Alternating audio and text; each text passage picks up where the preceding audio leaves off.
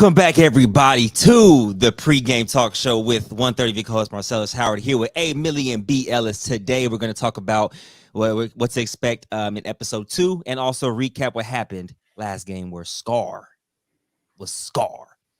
Hey, Millie, how you feeling, man? Good, man. Scar went crazy last night. That was a good episode 1. We got a lot to talk about. Let's get into it. Man. B. Ellis? Yeah, man. Kind of curious to see how Team Dzoe responds today, so it's going to be exciting. Awesome, man. Well, I say we just dive straight into it. Why not? Get it. All right, man. So Scar's performance, B. Ellis, man. I watched your reaction. Lovely, by the way. I watched Emily's reaction as well. Also amazing. I want to ask you specifically, B. Ellis, what were your thoughts when Scar did this and went on a 14-point run himself? It was amazing to watch because, Scar gets the only flag really on Scar's is jump shot. And for him to come out in the very first episode and explode the way he did from 3 and not just jab threes, not just total line threes. We talking about sidestep, misdirection, 3 balls, the turnaround jumper he hit on Dzoe. It's one of the best performances I have seen on the Next Chapter stage, man. So it was very, very exciting to see Scar get off the way he did and kind of prove some of the doubters wrong, with that performance. Now, hey, Millie, man, we know you can shoot that thing with the best of them. Seeing Scar shoot like this, it must have been nice to watch for you. Give me your thoughts on that. I mean, I've always said, and I feel like the common sentiment in the community is if Scar is hitting shots, and also to bring J. Lou into it, if those two are hitting shots, like, what are you going to do? I feel like the community respects them and everything they do, all the aspects of their game. So when he was hitting, it was just like, wow, like there's just no way they were going to lose. Yeah, man, when I seen this shot right here, when it was the 4th straight 3, I didn't know what to do because I forgot it was even halftime after that, but before that. So I lost my mind. I said, wait a minute. Oh, that's 4 straight threes. Mind you, he hit a lay before that. So that's 14 straight points. Yeah. I didn't even notice that. So let me ask you guys, I want to ask you guys a question. Like, what do you do as a defender when somebody like Scar is getting off like that? Like, what do you do to like get him off his rhythm? Like, you die. Ow. Like, you're not going to win. You're not going to win if Scar is hitting shots like that. You're just not. I mean, but to answer your question seriously, I guess you got to press up, obviously. Like, if somebody's hitting shots like that, you got to force him to put it on the floor and make a shot off the floor. But then that's what he does. So the game might just open up even more. So is there any way to like strategically foul, like without the ref noticing or something? Like, what would you do in that situation?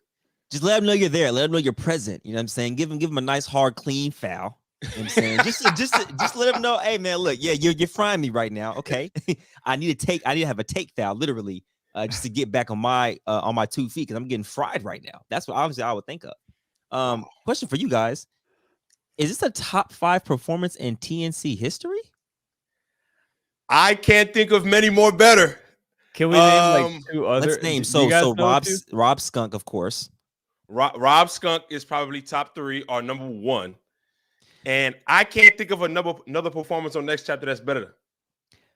I say this is either 1A, 1B with Rob's only because there's a tag team aspect into it. So there's multiple defenders he can go through. It's not just one person.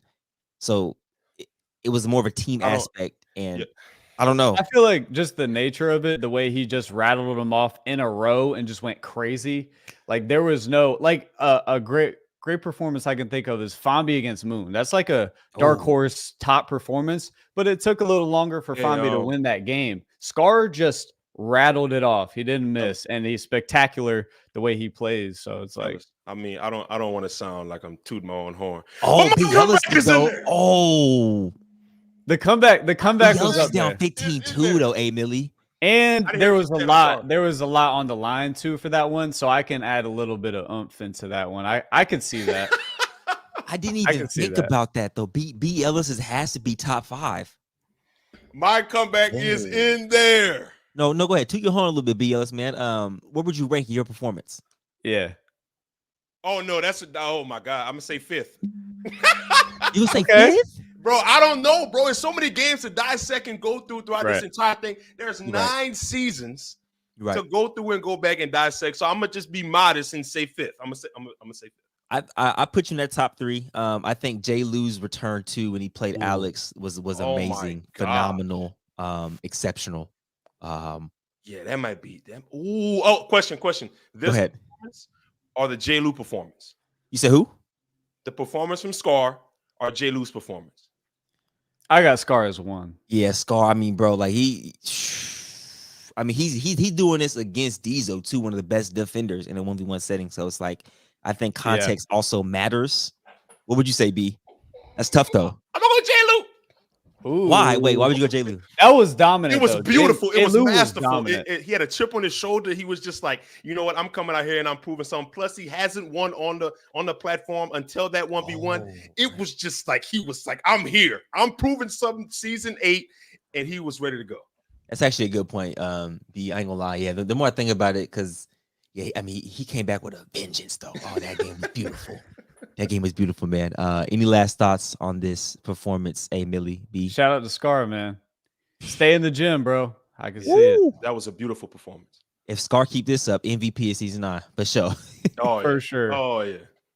Now let's talk about Team Dzoe for a little bit, man. It says early issues here, but I just want to get you guys' thoughts on what you guys felt like they did good and what they could have did better. B, let's go ahead and start us off.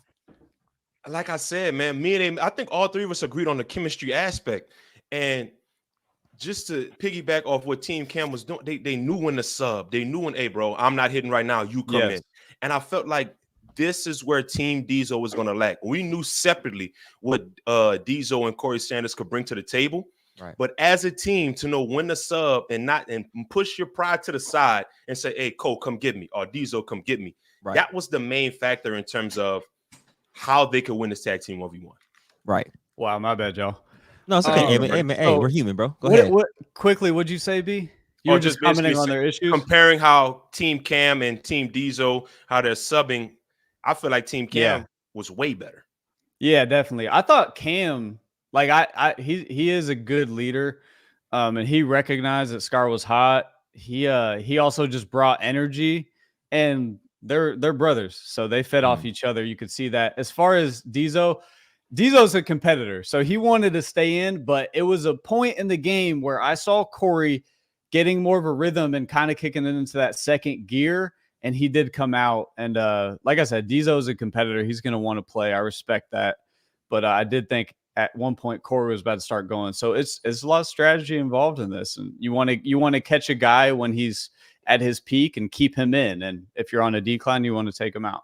Yep. So, Emily, question for you. So do you think they had a better chance with Corey playing the offensive possessions? Only at that point, because I saw Corey going. You know what I mean? It's all situational. I just think in these tag team 1v1s, if you can get a guy peaking, you want to monitor that. And when you see somebody that's kicking into a next gear, like Corey even said it, he felt a little timid at first, but I could see him breaking through that wall as the game went on. And then, Yeah, I mean, I don't think there's much more they could have did better.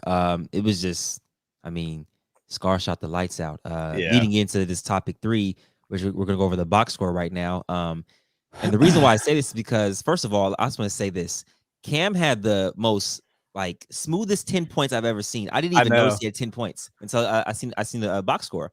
But he took the back seat as like the bigger bro and let Scar rock. And I literally commend that, bro, because that takes a lot of pride to the side, because took his ego out of it. Man, what hundreds of thousands of people are watching, and I'm like, man, I ain't hitting right now, but my little bro is. Go ahead, rock out. Yeah. So B, how would that help your confidence if someone like Cam and your Scar and he's telling you, nah, bro, you got it, rock out? It had a lot of fire under me, especially the way Cam has been looking last season before, the way he's been constantly improving, and for him to say, nah, bro, you got it. You're hitting, you handle your business. I'm pretty sure Scar was like, all right, Ben, now I'm really about to lock in. So it's a confidence booster. And anything that stands out to you on this box score right here? Like you said, to me, it was a quiet 10, but like that's how good Cam is. It should have been 12, by the way. That Hezzy he hit and then missed a layup, but that's okay. Very quiet 10. And I know Cam in the post game interview, he was like, he felt like he didn't play that well. I'm like, bro, you did your job. But as far as the other two go, I don't know, man. Like, I think of this game was more about Scar than it was anybody playing bad. I really feel like, and I said this in my reaction, Corey and Dzoe, I thought played well. Like, I didn't have anything to say about that. Quick question for both of you. Yep. Looking at this box score and we see Dzoe 1 for 7 from 3. Do you guys watching the game? Did you feel at any point that Dzoe settled a little bit too much? I think Good so. question. I think he could have got downhill way more often. I mean, he's a Yeah. physical presence, so Yeah. but maybe he was trying to force the downhill too much, which is Yeah. why they were like he was kind of settling for the jump shot. I don't Yeah. know. Yeah. Hey, Millie? The only thing I can say there is he's been shooting the ball really well in the past few seasons. So he just he has. continued off of that. And, that day he lost by it. But to answer your question, though, he could have got to the rack more because Dzoe attacking, putting his head down is going to draw contact. He's going to draw a foul. And he was making some really tough shots there getting to the rim. So Right. but to answer your question, I like him shooting that. Keep shooting that, Dzoe.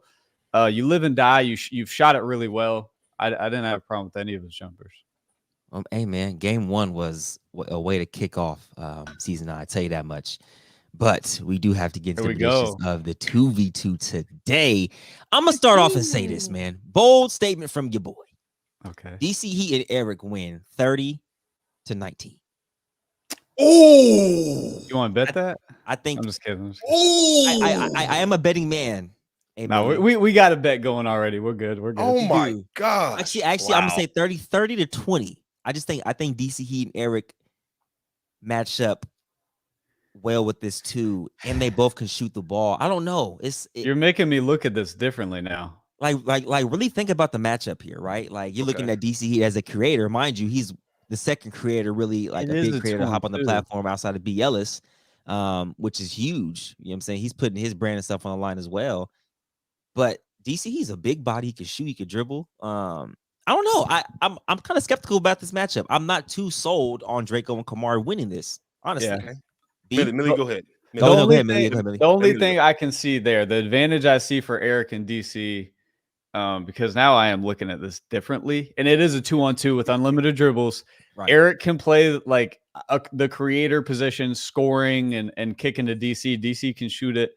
But Kamari and Dreko, that's kind of their weakness. So I see an edge for Eric and DC just with the ball handling alone. And I think they do work well off each other. Eric being in the guard position, DC being in the wing position. Kamari and Dreko are like two wings. You know what I mean? So that's going to be interesting on how their chemistry is like playing together. You got me thinking now. Because I like Dreko and Kamari. I do too. But the more I started to think about it, I'm like, man, DC Heat hustles his A off. That's one thing that's going to differentiate, I think, between the two. What you think, B? I'm going Dreko and Kamari 30-26. Dreko and Kamari 30-26. This is another chemistry thing for me. Dreko and Kamari have played together or at least seen each other's game within a season because Kamari pulled up for the latter part of season 8. Especially, even though he didn't play that much in the 5s, he was there. So he saw Draco's game and saw what he could do. Eric hasn't seen DC Heat play seriously at all. Right. So I just think, and then the ability for Kamari, he's the most athletic of this 4. He could kind of dominate the glass. Dreko, to me, is the best scorer of these 4. Mm-hmm. So I'm going to go clean sweep for Team Cam, but I think this 2v2 is going to be very, very close. I'm going to go 30-26. All right, let me change my score, man. I'm going to go 30-24. Damn it. 30-20 was crazy. Yeah, 30-20 is crazy. I might have been on my high horse a little bit. I liked it, though. I love it. Prove a point. I love it. I really think DC Heat and Eric is an it's an underestimated duo. I don't know. I'm looking at them. I'm like, man. No, but thing is, though, Sel, like the next game they play, they're going to be a force to be reckoned with. I just feel like this very first game with this team right here is going to be an adjustment period. Will be if DC Heat and Eric lose, it's a double elimination. So then they'll go to, I think, the losers bracket. So I mean, it's going to be really balls to the wall. Then I think Team Dzoe needs they're like, we have to win. So Dzoe's probably lighting a fire in his guys right now. Like, look, y'all, look, like under all circumstances, everything out the window, we must win this game. Oh my God, we have to win this game. Like, I'm gonna stick with my prediction. Millie, what you got? I'm gonna go. Millie, oh no. I'm going 30-28 Dreko Kamari. I think it comes down to last bucket. You do have me looking at it a little differently, but the man I'm counting on this game is Dreko. He's the X factor to me in this game. He needs to be their primary ball handler. The ball's going to be in his hands a lot, right? So he's going to be getting a lot of touches, creating their offense. I want to see Dreko like really show himself. So I'm hoping Dreko can shoot that pill though. Exactly, so bro. I mean, damn. Oh my god, that's actually a good point. And also, y'all listen, in a 1v1 against Chauncey, he also showed that he can get downhill too. He showed that he did. Most of his points in that 1v1 was downhill into the bucket. And I don't know anybody as physical in whether that be DC or Eric that is as physical as Chauncey. DC's actually pretty physical. Yes. It's like it might be a little bit of outrageous physical, like it might be sporadic, like he might hack a little bit, but he's physical though. He is not scared to clang and bang down there. Yeah. Okay. Chauncey's very physical. He's a good defender, and he's pretty quick. So like this is an interesting matchup for Dreko. Like, is he going to be better against a bigger player that's a little slower, or is he better against a smaller guard like Chauncey that's physical and a little quicker? I like this matchup personally for Dreko, but I don't know. We shall see. I want to ask you guys a question. Go ahead. I need the weakest link offensively and defensively in this 2v2. Damn. That's a tough question. That's a really good question. Hey, Millie, you know what? We're gonna let BLS answer that. Yeah, right back at you. Okay, I'll answer. I'll answer. I think the weakest link defensively is DC Heat. I think the weakest link offensively. Ooh. Yeah. Because Kamari can get going though. We've seen it. And when I say weakest link, DC, he can still defend. I'm just talking about if we put the ratings up for like he might be a 79, 81, 8. You feel what I'm saying? Offensively, it's very tough because all of them bring their own offensive repertoire into it. Because Kamari can shoot the three, get to the mid, get to the rim. DC, he can when he gets going. DC Heat is a force offensively. Are we saying DC Heat's the weakest link because we haven't seen much from him on this platform? I think that's probably what it is, but it's not a weak link in terms of he gets fried. Right. It's not that at all. Yeah. I mean, it could be, it could just be that the other three are a little better than him. But answer the question, B. I honestly don't. Offensively, it's a toss-up to me. I honestly don't know.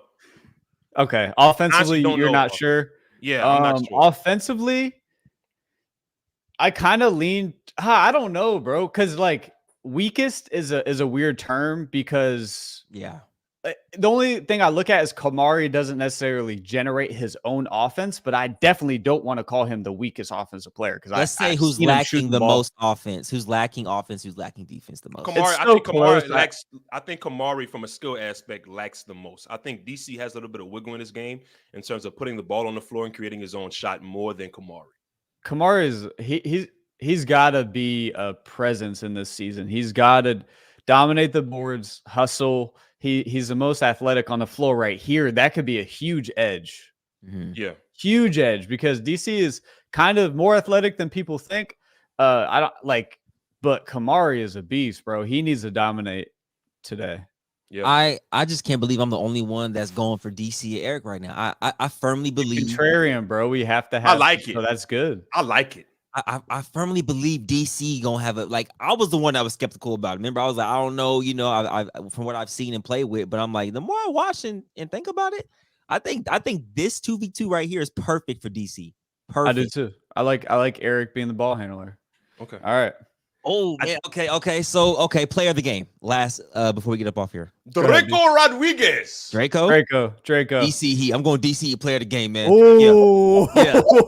I'm rocking with my boy. I like it. I'm rocking with my boy. And I want to say this too about DC, man. Like, it's commendable, especially what DC and B are doing. DC has over 1 million subscribers, hopping onto another platform right here that is taken very seriously in the basketball realm. Like, that's huge. Yes. That is the second creator to, step out of that zone and hop into the next chapter, man. That's round of applause. I definitely want to give BL flowers on that too, for sure.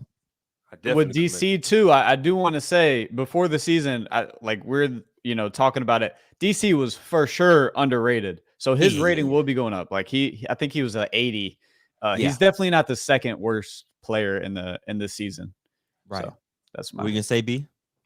I commend DC for that for real, because bro, like Corey Sanders said, it's like an adjustment period for like the first 6 or 7 possessions, bro. Yeah. Where you like 300,000 people are going to be watching. Let me lock in. It's like your body tightens up until you get that first bucket. I'm telling you. Yeah. I'm telling you. But yeah, I commend him. Yeah, man. I'm excited to see this matchup, you guys.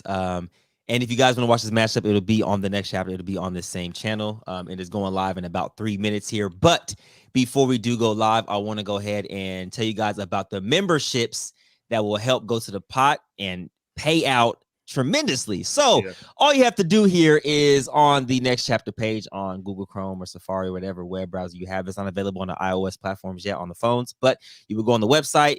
And where it says see perks here, you will click join, and the memberships are only minimum of 99 cents. 100% of the proceeds go to the pot for season 9, which means if 10,000 memberships are subscribed during season 9, 10,000 extra dollars goes to the pot for the winners. So I mean, I think it's a dope way to feel a part of something as a viewer. So be sure to do that if you guys can. If you guys are able, that'd be a blessing for sure, and we'd appreciate it.